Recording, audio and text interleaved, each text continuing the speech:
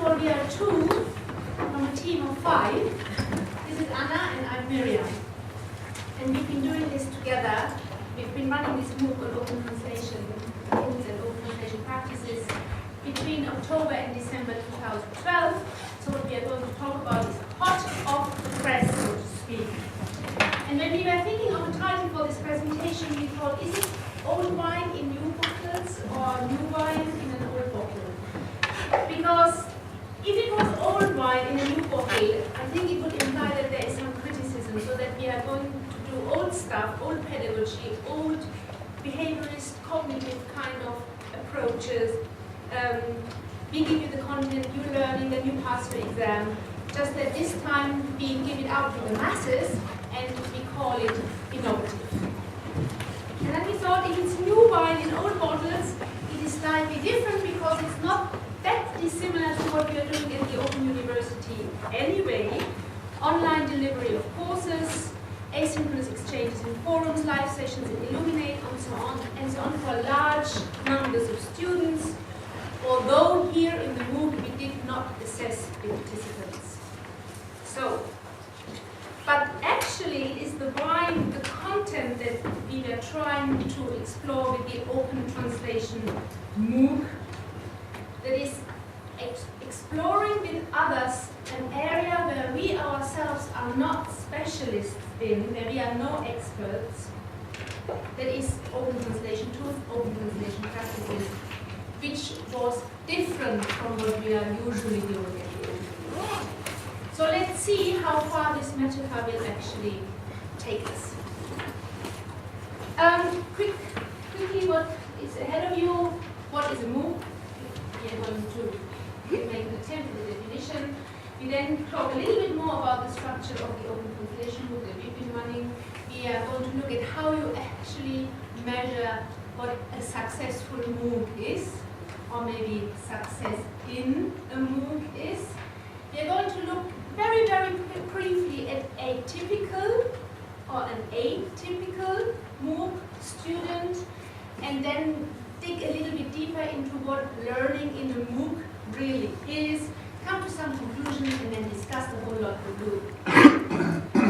Now, this is one of many definitions up there at the top.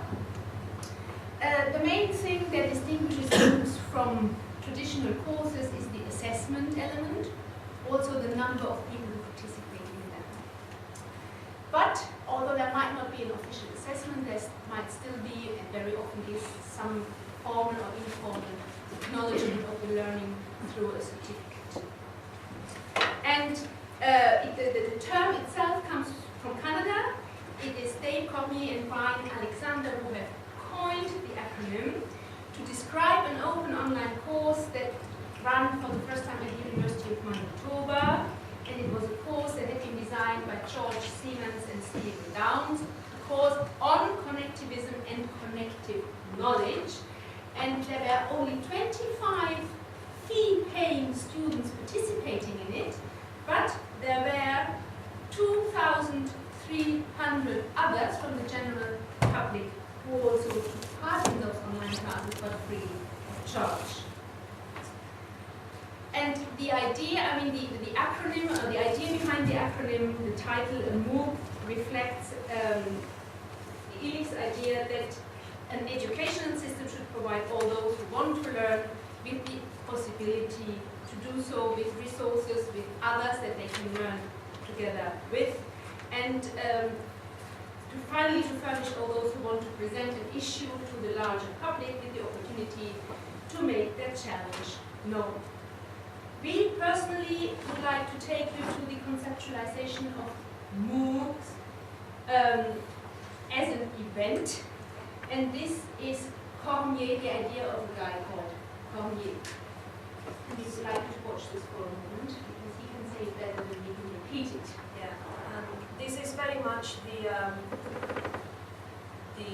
this MOOC, this Canadian style MOOC that he's describing. The information together from a library. You might even find others who are also interested in the same things that you are. The MOOC is built for a world where information is everywhere, or a social network obsessed with the same thing that you are is a click away, a digital world. A world where an internet connection gives you access to a staggering amount of information. This video will introduce you to how a massive open online course is one way of learning in a networked world. A MOOC is a course, it's open, it's participatory, it's distributed, and it supports lifelong networked learning.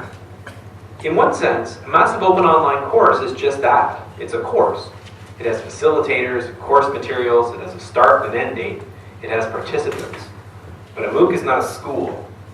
It's not just an online course. It's a way to connect and collaborate while developing digital skills. It's a way of engaging in the learning process that engages what it means to be a student. It is, maybe most importantly, an event around which people who care about a topic can get together and work and talk about it in a structured way. So the course is open. All of the work gets done in areas accessible for people to read and reflect and comment on.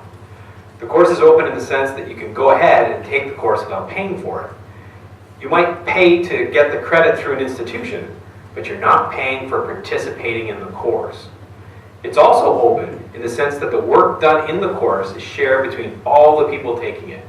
The material put together by the facilitators, the work done by the participants, it's all negotiated in the open. You get to keep your work and everybody else gets to learn from it. The course is participatory. You really become part of the course by engaging with other people's work. Participants are not asked to complete specific assignments, but rather to engage with the material, with each other, and with other material they may find on the web. You make connections between ideas and between you and other people. You network. One of the outcomes that people get from the course are the network connections they built up through engaging with each other. The course is distributed, and all of these blog posts, the discussion posts, video responses, articles, tweets, and tags all knit together to create a networked course. They're mostly not found in one central location, but rather all over the internet, different pockets and clusters. There's no right way to do the course, no single path from the first week to the last. This allows for new ideas to develop and for different points of views to coexist. It also means that one of the side effects of a MOOC is the building of a distributed knowledge base on the net. The course is a step on the road to lifelong learning. MOOCs promote independence among learners and encourages participants to work in their own spaces and to create authentic networks that they can easily maintain after the course finishes. A MOOC can promote the kind of network creation that lifelong learning is all about. The course part is just the beginning. And how can you go about finding one of these? Well, news that a MOOC will be offered usually spreads on online networks. People who have reputations for interesting skills or innovative thinking on a topic decide to collaborate by offering an open online course covering that topic. Anyone who wants to join in can. In a MOOC, you can choose what you do, how you participate, and only you can tell, in the end, if you've been successful, just like real life. Okay. At the heart, no. You, me. Okay. So the video you've seen, the description of the MOOC that you've just heard, refers to what are called the C MOOCs, the Connectivist MOOCs, and those are the original MOOCs. Okay, started in Canada. They're based on this theory of learning called Connectivism that says that basically knowledge is created in the network, knowledge is created and sense-making is happening in the connections, in the discussions that participants are having. And as Mirjam explained, 2008, that was the first MOOC. One of the criticisms of these MOOCs is that you have to be highly digitally literate to take part. You have to have very advanced learning skills and a lot of self-motivation to follow this kind of course. Okay? What is now in the press as the MOOCs has nothing to do with this. It's a completely different story. It's a completely different kind of course. And you will have heard about different initiatives. One of the most famous one is edX by MIT and Harvard, Berkeley. Many of them based in the US. Udacity, the person who created Udacity was a professor at Stanford called Sebastian Thrun. He's a professor of artificial intelligence. And about 2 years ago, he decided to do the same course he was doing with his students at Stanford, but put it online and do it openly. He had 160,000 people registered for the course, and 20,000 of those actually completed the course. So although there was quite a high dropout rate, if you imagine comparing 20,000 actually finishing the course as opposed to his normal 20, 30, 40 in his classroom every year at Stanford, you know, the scale is massive. The course that Sebastian Fern and Peter Novick put online was exactly the same course they were delivering at Stanford, with the same assessment and the same final exam. Okay? So there was assessment, there was exam, there was a certificate of completion that a number of people got. 20,000 people completed the course. 248 of those people actually got 100% on their record. So there's a lot of clever people outside Stanford who are able also to do this kind of course. So Sebastian Fern then decided to set up Udacity, which is a provider of open courses. And Coursera is another provider. Coursera is a slightly different system. Coursera is a company, and then it engages with universities in the US and around the world and provides them with the platform and the know-how so they can set up MOOCs. And you might have heard in the news from FutureLearn. The Open University is leading this FutureLearn initiative. Again, a separate company from the Open University. Lots of different universities engaged in it. University of Southampton, for example. And the idea is that we are going to do something similar to edX. You know, put on these courses for everybody to take. So, more modestly, this is not Coursera, this is not FutureLearn. We're going to tell you what we did with our course now. Mirjam will tell you. And as Anna quite rightly mentioned, at the heart of a MOOC is the platform. And some go as far as saying, actually, that is what a MOOC is. A MOOC is a platform. Just that the platforms for the two types of MOOCs we just talked about, the C MOOC and the X MOOC, they are different models and they serve very different purposes. So the elite C MOOC from Canada emphasizes creation, creativity, autonomy, and socially networked learning. Whereas the X MOOC, the money-making MOOC, emphasizes a more traditional approach to learning through video presentations, short quizzes, and testing. In that sense, ours, the OT12, Open Translation 12 MOOC, was probably a hybrid, I'd say, but we can talk about this. It was run in the Open University's lab space. It's part of the Open University's Open Learn area. That is a community-led environment which is built on the concept of sharing and reusing of educational resources. Everybody can go there, you can go there, you can have a look, you can read, watch, you can just trace the story of the OT12 MOOC yourself if you wish to do it. Yeah? So, the main purpose of this MOOC was to explore open translation practices and open translation tools. I don't know how familiar you are with those. We were not particularly familiar with them either. As I said in the beginning, we did this because we wanted to explore this topic ourselves. Open translation practices rely heavily on crowdsourcing. Nick mentioned that in his talk earlier.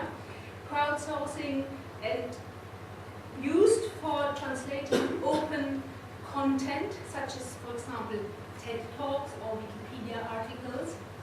And open translation tools are used in global blogging projects, in citizen media projects like Global Voices. You might have heard of that.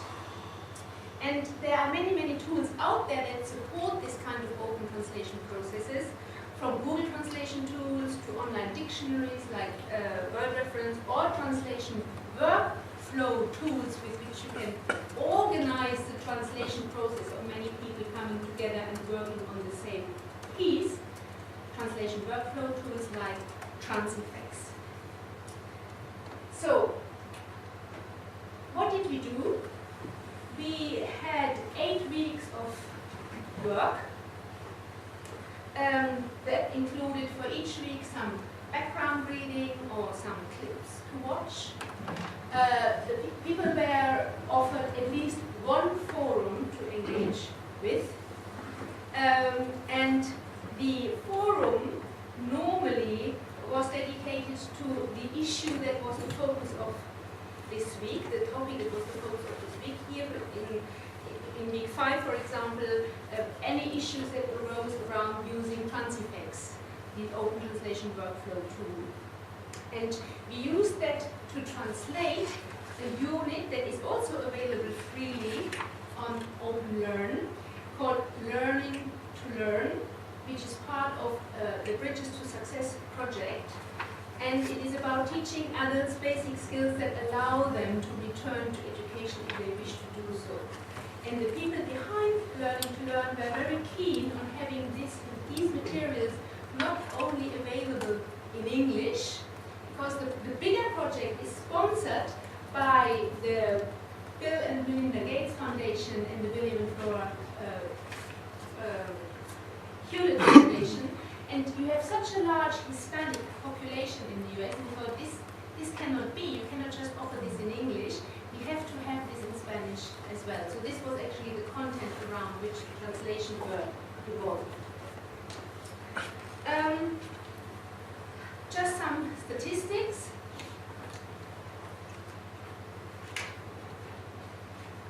You probably heard that MOOCs have high dropout rates. We'll say something about this in a moment, and I hope we're going to discuss it as well in more detail later on. If you look at the figures only, compared to what Anna has spoken about earlier with the 20,000, 160,000 registered, etc., this was probably a TOOC, a tiny open online course, if not a MOOC, a niche open online course. Yeah? So we've got nothing to hide here. We were a quite selective group of people, but then it was also really a niche topic, this exploration of tools and practices. Yeah? But coming back to what these figures actually tell us, or what they might not tell us. There is a guy, Balch, who posted earlier this month.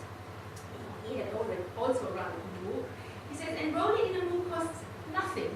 Failing a MOOC costs nothing. There is not a lot of data, he says, and that's true, but my hypothesis is that students are significantly more likely to enroll in an interesting MOOC than in a comparable course at university. And most importantly, they are also substantially more likely to withdraw. This combination of factors points to a low completion rate of MOOCs. The more investment, this is an interesting concept in connection with MOOCs, the more investment we see from students, the higher the completion rate. But, and this I think is a point where he is very, very right, overall I suggest that the definition of enrolled for a MOOC should probably not include those who simply click the sign me up button. Because this highly falsifies the image. Now, this brings us to the topic, what is a successful MOOC? Or maybe we should rather be asking the question, what is success in a MOOC? And again, Cormier, one of the two guys who coined the acronym MOOC, differentiates 5 stages on the road to success in a MOOC. It starts with the first phase where you go in, you orient yourself, you find the materials, you look at the structure, the links, etc. You just, it's like being on the web, just it is paced. Yeah, you have a structure there. It can be weekly blogs or bi-weekly blogs or whatever. And the idea is, of course, that the more you cover, the more you engage with the materials, the more you can participate. Which brings us back to the relevance of participatory literacy skills. Yeah, you need to be quite highly skilled to be able to participate efficiently. Then you normally declare yourself, yeah? You have a place for your thoughts on the materials and what you engage with. That can happen in your own private blog, or it can happen in the forums. In our case, there were forums that are provided as part of the MOOC. So you read, you reflect, you post, and then nothing happens. Yeah? Very likely that for a little while nothing will happen. And again, this is another hurdle you have to take as a MOOC participant. Because what you need is a network. And I'm just showing you a little bit of an extract from a participant in the OT12 MOOC at the networking stage. Networking means that you need to start, if you decide to actively invest yourself and to participate, because there are other ways of going about it, Anna will talk about this, then you need to find other people's reflections on the material, and you need to make connections with those. The connections and the comments on what others have posted is what this MOOC is actually about. The discussions are what you've come, why you are participating, yeah? Why you've come to the MOOC. And after a while, you probably will want to cluster. You will want to zoom, the zooming in process, you will want to find those who have a particular interest in a particular part of what this MOOC is about. So the group of people working together becomes smaller and smaller and smaller. And again, after a little while, you probably then want to zoom on a particular project or whatever with your cluster or with parts of your cluster that you really want to follow through until the end of the course. And in this case, it was, I show you, this is the cluster, the Portuguese translation team, because funny enough, although the initial idea was to translate those materials into Spanish, this is again the beauty of what happens in the MOOC, we had a much more active and a much larger community of people who translated the content into Portuguese. Now, what is a successful MOOC? Right. So when we talk about success, there's going to be two different things. What is successful in terms of the institution, from the institution point of view, and what is successful for the participants. And those might be very, very different. The institutions normally use certain measures of success, registrations, completions, pass rate, which don't really fit very well with the MOOC. Particularly registrations, like Balch says, if you take as registration everybody who said, "Ooh, sign me up for this," and then forgot about it completely, you're going to see a huge dropout rate.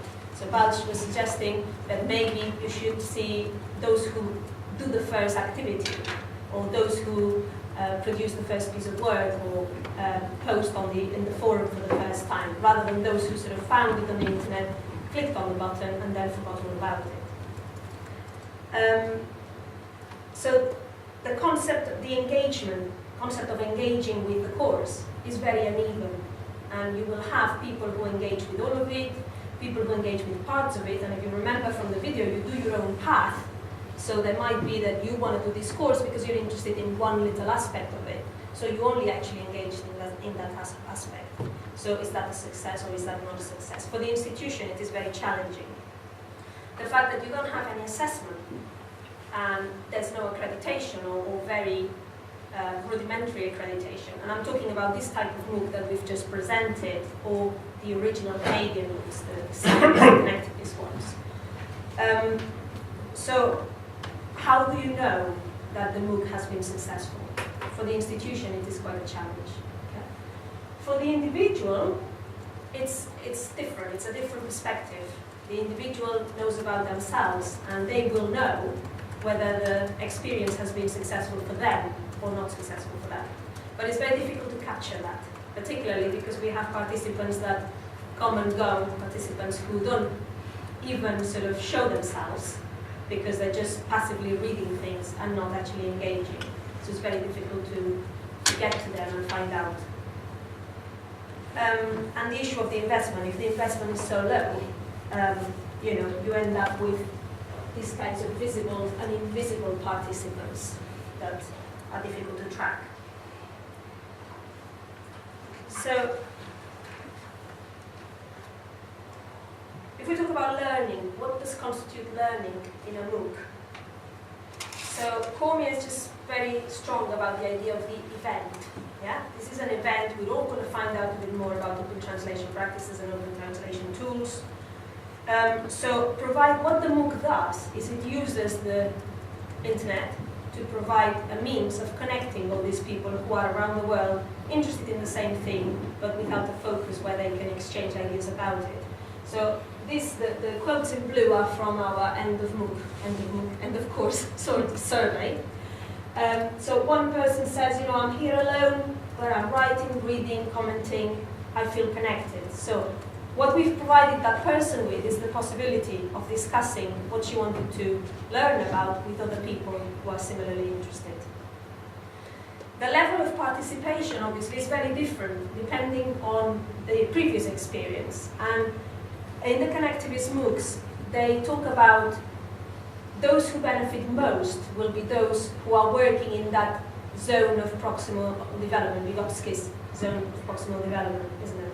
The people who are already knowing a little bit about it and that they can expand that knowledge. So for example, this first person here, she says, I feel a bit outside the group, nothing wrong with the group, but I just don't know very much about it. So this person is very much in the periphery of this network.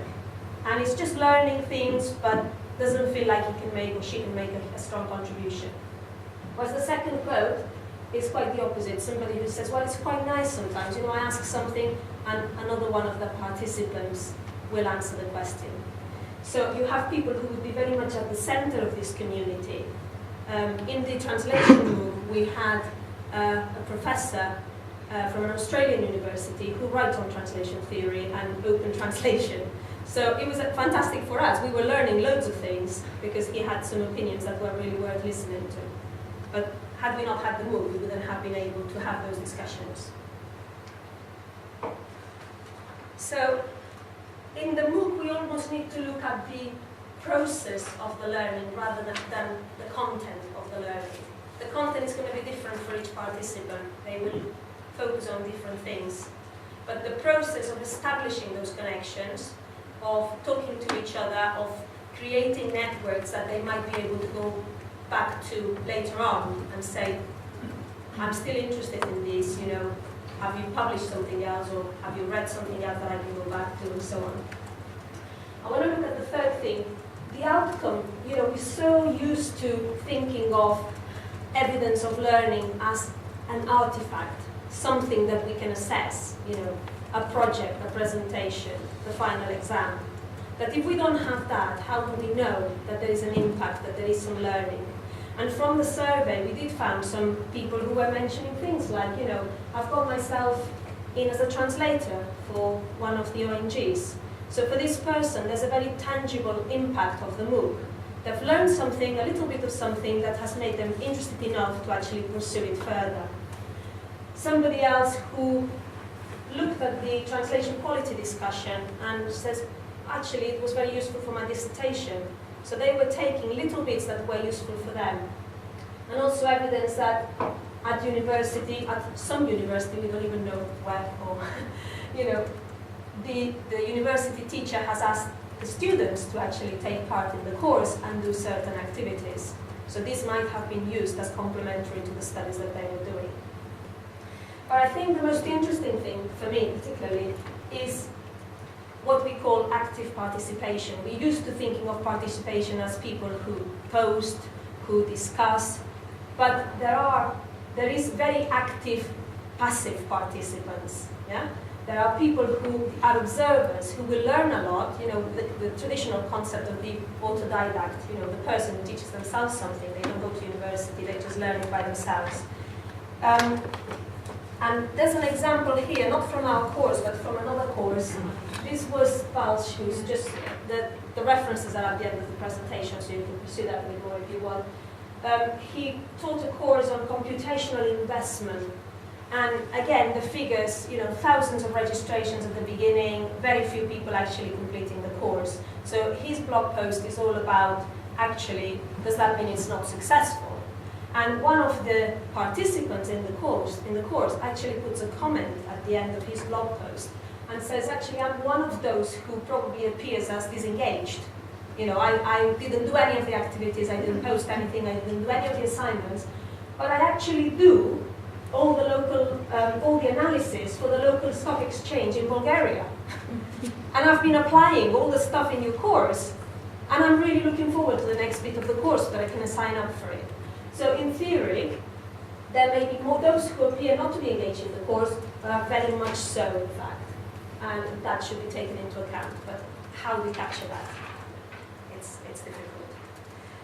Okay, so conclusions? Preliminary conclusions, I think we should get this. Coming back to the new old wine in a new or old bottle kind of metaphor. Yes, knowledge creation, sharing, sense-making takes place in the network or in the cluster, but ultimately, and this Bulgarian candidate is a good example for this, the learning that each individual takes away from it is personal, is unique, it is learning one learner at a time, and it probably rather happens in the glass. Okay? So, and there is much more of this kind of learning in the glass happening than those who enthusiastically engage with the idea of MOOCs and running a MOOC and let's design a MOOC would like to know. But that, I think, is a fact that needs to be acknowledged. We said there's definitely a need for self-motivation. If you look, or if we look at MOOCs like we look at more traditional courses, we probably start with the assumption that learners are by nature unmotivated. Yeah? The big difference between a MOOC and a traditional course is that joining a MOOC is totally voluntary. So you decide when you want to participate and how you want to participate. Again, example from the guy who uses the knowledge he finds there and applies it to the stock market in his native country. It is simple. Stephen Downes says, if you are not motivated, you are not in a MOOC. Yeah? And I think this also explains this renewed interest in the learning theory of pedagogy, which takes as a starting point that the learning process or that learners are highly motivated, highly self-determined, and highly autonomous in the end. Because people are looking, how can we find theoretical frameworks to capture what it is that is actually happening in the book, and which makes them so different from what we know. Participatory literacy skills, we've talked about this briefly. The more we looked at our data, the more we found that if you are not already skilled in that way, the MOOC is unlikely to be the place where you will learn this. You have to come with some participatory literacy skills. It's almost like a precondition for your success in a MOOC. Yeah? So Downes says, what we are trying to do with the MOOC is to create an environment where people who are more advanced reasoners, thinkers, motivators, arguers, and educators can practice their skills in a public way by interacting with each other. If we can get past the idea that the purpose of a MOOC is to teach people stuff, then we can begin to talk about what benefits they bring. But so long as we just think of them as another way of doing the same old thing, we totally misunderstand them. This is also why we totally agree that success must be measured differently. It's not about a successful MOOC, it is about success in a MOOC and what that is for the individual. For a cluster, but also for the individual. And finally, it's probably fair to say that people who do this, people who do a MOOC, MOOCers, yeah, they are also interested in a different kind of reward. So, okay, you might say, well, yours was special anyway, because it was for people who are doing a lot of voluntary stuff anyway, people who do citizen media translation projects like Global Voices. They do this for free. They believe that they're doing something to better the world. They translate content into another language because they think other people elsewhere who do not speak English who need to know about this as well. But I think it's not just the fact that we have people who are doing a lot of voluntary work that explains why they stuck it out with OT12. I think it's not just applied, it does not just apply to OT12. I think this holds true for MOOC participants who walk all the way in general for any MOOC. So, MOOCs don't change the nature of the game, they are playing a different game entirely. I think this what sums it up quite nicely. The reference are on the presentation, and thank you for listening.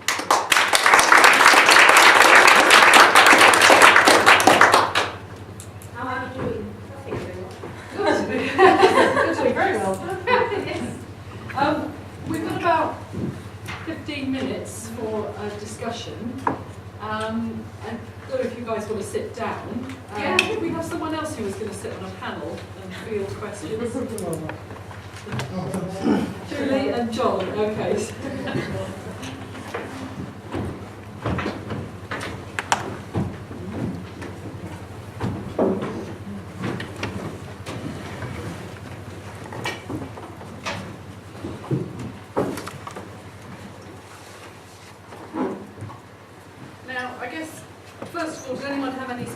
Questions for the presenters while people are just settling down, and then perhaps we can ask our two new panel members to maybe just give some responses to what they've heard, and then we can just throw it open.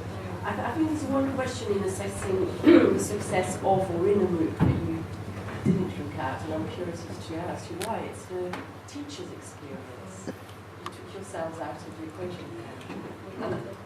I think that's a very interesting question because a lot of MOOCers are people who work in education. Yes, a lot of, in fact, half of our participants at the start of the course were professional translators or studying translation or in education, so it was a high percentage of people who were. We saw ourselves very much as not teaching the MOOC, but being in the MOOC. Because, I mean, Mirjam has said we were not experts. Having said that, 4 out of the 5 of us have teaching degree, translation degrees. But so, from a previous life, before the internet. So we were pretty much novices at all this stuff. Yeah. So I don't think we saw ourselves as the experts that were there to guide other people. We knew about the system. We run open university courses, which run in exactly the same way.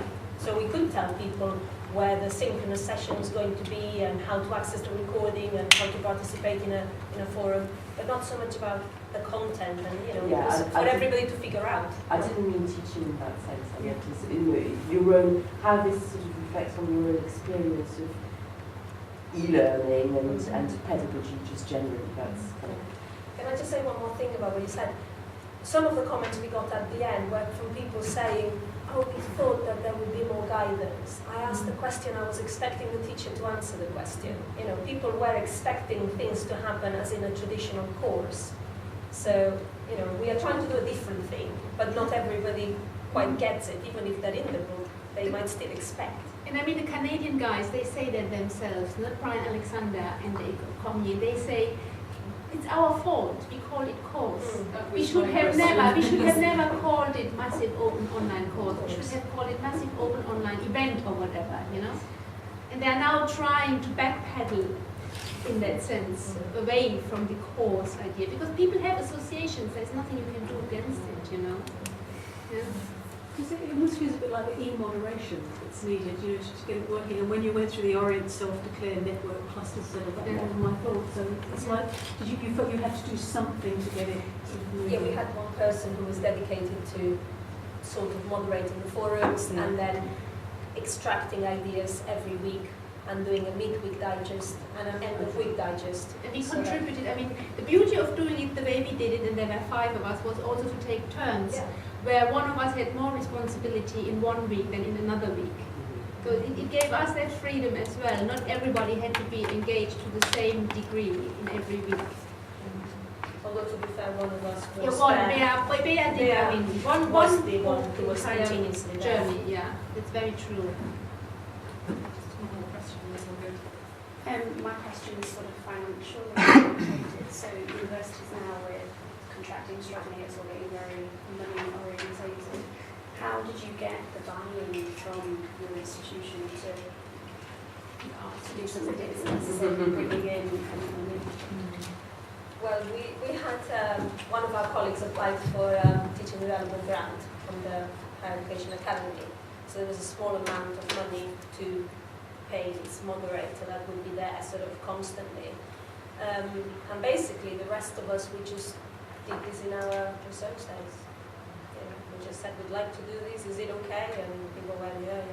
Having said that, we might be in a bit of a privileged position because we have this open learn lab space. But having said that, the lab space is open to anybody. So if any can of you use want it, to you run know. anything, you can go to lab space and You build can up your use it. course. Yeah. I have a lot of questions. We'll keep going with the questions. Well, Give is it people actually time to think. for me? Yes, you. Is it actually, I'm linking actually to this. Is it actually the case that generally MOOCs are run on the free will of, and kind of research time? I mean, yours was a relatively limited, well, kind of smaller kind of event, but those events where they have thousands of participants, I mean, how many research days do you need to run, to kind of, so again, how are these MOOCs? You might have guessed, we are great believers in the CMOOC approach. But Yes. what is actually happening more and more now is the XMOOC approach, Yes. where you just put material out there, and you might, I don't know how they do it actually in detail. I've never looked in great detail on one of those big ones, how they really moderate, facilitate that. But you pay for the assessment, So in a way, it's not so different from what you do in any traditional course. You provide assessment and then you mark assessment, and maybe all your energy and time will go into that part of the course, while the learning really all happens among the participants. But there is an investment, as you say, there is a monetary investment, particularly for these huge ones, and that's where the universities, in a way, if you read the press, the universities have gone into this MOOC frenzy now, and everybody's trying to outdo It's a itself. marketing strategy as well. Exactly. Yeah. It's a marketing strategy, but it requires some resource.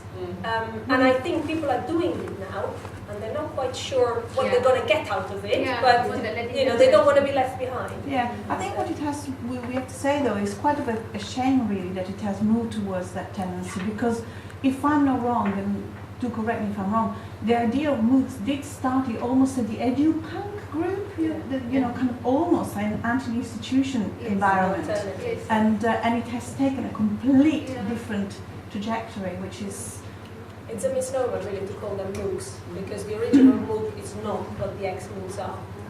And the way they're organized, the X-MOOCs, is the idea of it's very traditional pedagogy, with the teacher explaining the content, normally through video lectures.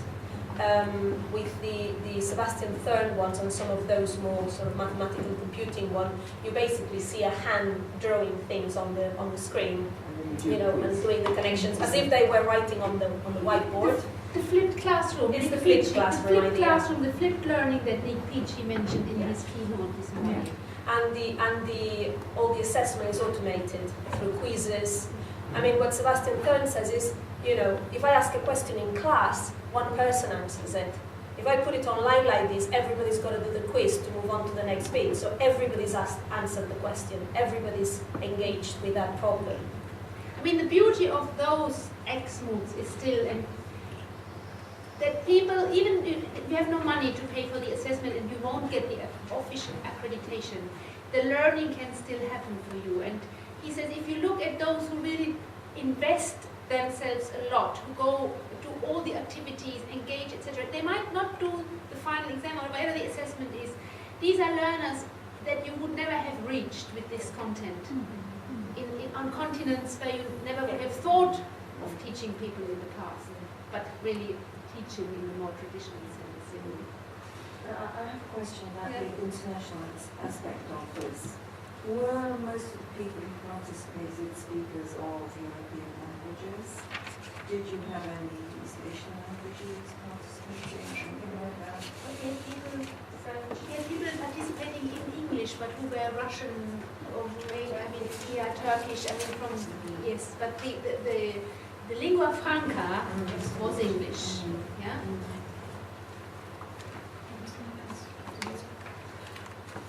I have another question. It's actually something that was discussed in previous meetings somewhere else. The size. Where does the size come in? I personally run what I call a tiny took. Yes, a tiny took. For me, the problem with the critical mass is an issue because, again, especially mine in particular was a language course. So, especially for language teaching, for instance, can we actually cope with thousands of students? I mean, is that model particularly? Is it feasible or not? So I don't know whether you have any views on this. It brings us back to this whole educational theory debate about self-determinism and self-motivation in autonomous learners. Will you find enough people that can cluster together, even if you provide them with free spaces to meet synchronously and talk and practice the language? Will they do it? And if they're not motivated, they wouldn't be there.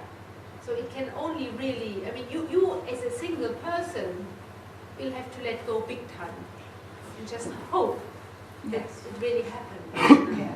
Is there a number of students that makes a MOOC or not?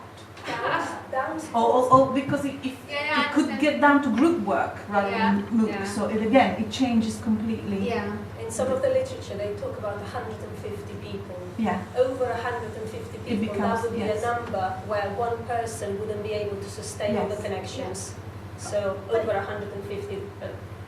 There is a crucial difference in language learning and teaching, though. Yes. For most or almost every other subject, maybe musical studies, the only exception apart from language studies, this is the means to an end. Whereas when we go online and bring learners together, it becomes the means and the end. You take the distance out, you bring them together in the ether, and they can use the tools to practice straight away, to be in the target language, which is very, very different from doing investment stuff online. Can we see what? Perhaps just save your question. Maybe just. Sorry, we haven't heard. You have somebody else. So perhaps we could just say who you are and I guess really just any kind of reflections that you've got. I'm sure we've got lots of questions and. I was pleased that you took a very open-minded approach to what a MOOC is, because I think this is always one of the issues when we get a new term, that we get hung up on classifying it and saying exactly what it is. And it was clear from the discussion that a MOOC can be a number of features, and probably we're talking about a continuum between online course and MOOC, and what we want to define as a MOOC is perhaps less important.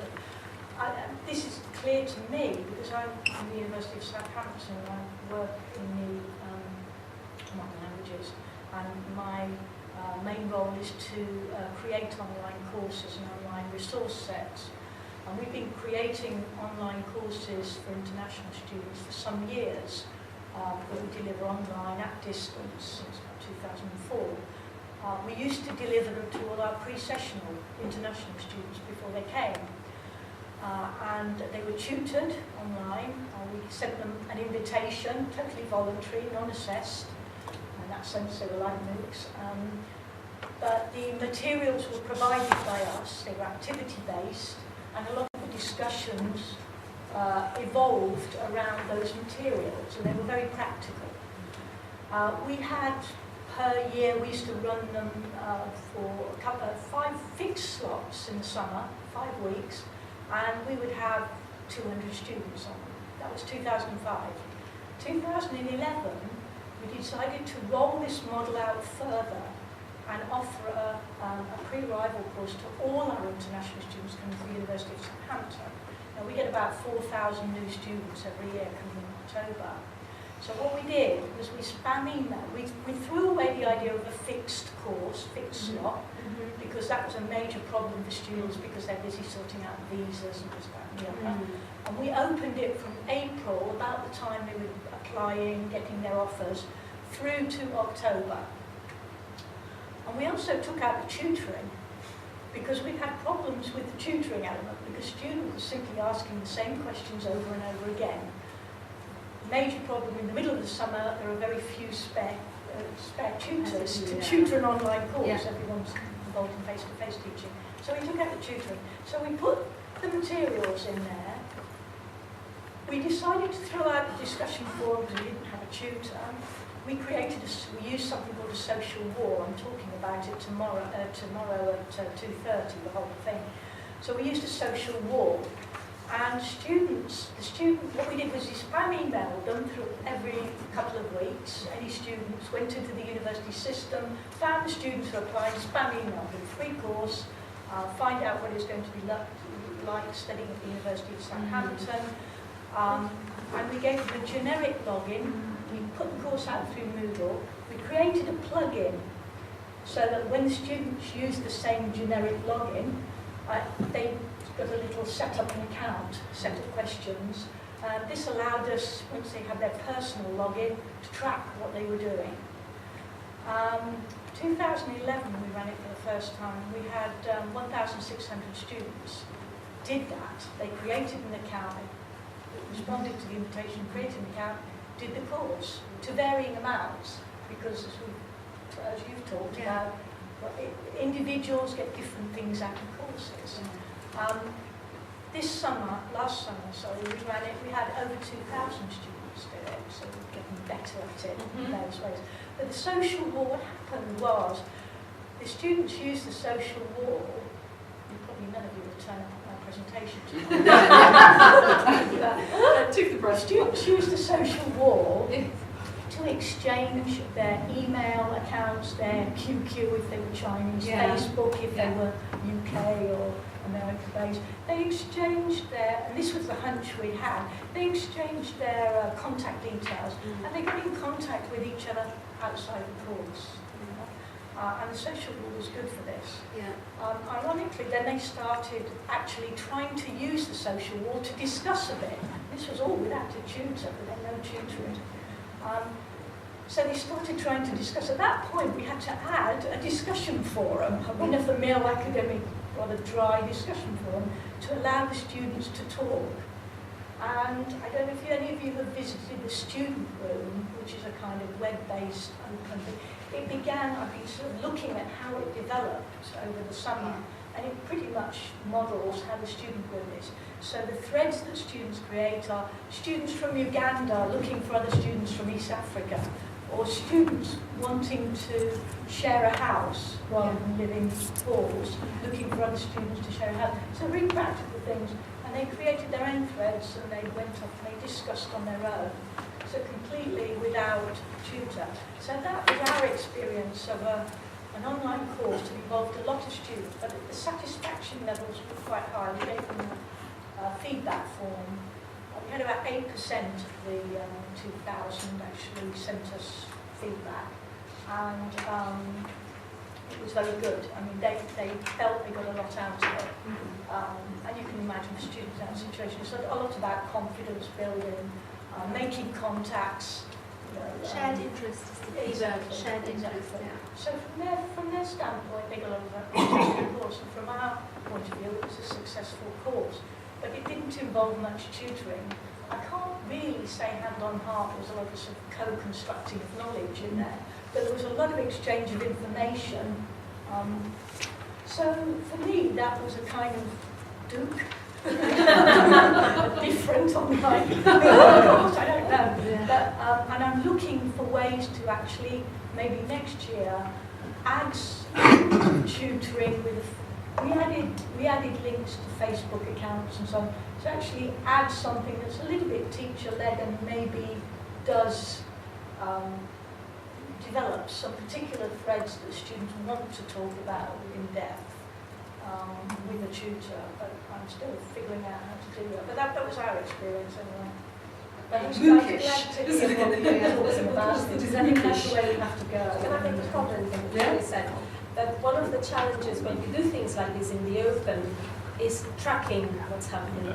Because people exchange their email addresses, their Facebook accounts and whatever, and then the discussion moves elsewhere, and then you don't know it's happening. So how do you show that it's been a success, that the students have been in contact, that have been talking to each other?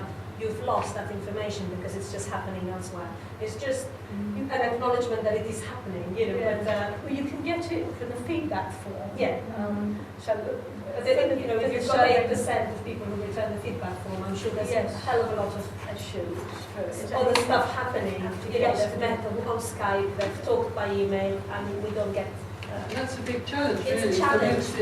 And particularly for institutions, because Yeah, these are the kind of Because you things will have to then they have to justify have to the institution, justify I need to costs. continue doing this course because it's been successful, and they'll say, well, where's the discussions, where's the, you know.